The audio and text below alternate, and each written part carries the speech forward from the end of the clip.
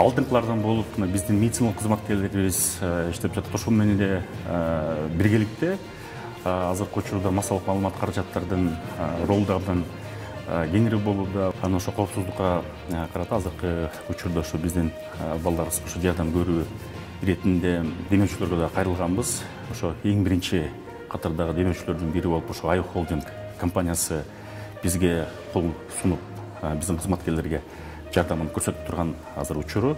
Ошону атайын ушу антисептик каражаттар менен бөлүп беришти. Андан тышкары ушу биздин кызматкерлерибизге аз айлык майнасын ала турган кызматкерлерге дагы ушундай биздин мына ун чыгаруучу азык түлүктөр менен ушу жардам берүү маселесин ошо колдоо көрсөтүп турушат. Анан ошо Аю Холдингине ыраазычылыгыбызды билдиребиз.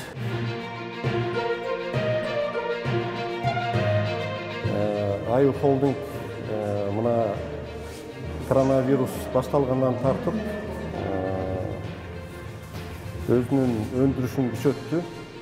Анын ичинде бизде ун чыгара турган, ун азыктарын чыгара турган компаниябыз бар. Мындан тышкары мына Аю Фарм медициналык дары-дармектерди, антисептиктерди чыгарабыз. Биз Аю Холдинг компаниясы, анын президенти, негиздөөчүсү Шаршынбек Шайлообекович Абдыкеримов өзүнүн жардамын берип отурат. Журналисттер өздөрүнүн ден соолугун караш керек. Алар дагы өздөрүн сакташ керек. Ошондуктан мына биз берип аткан каражаттар өтө маанилүү деген ойдомун.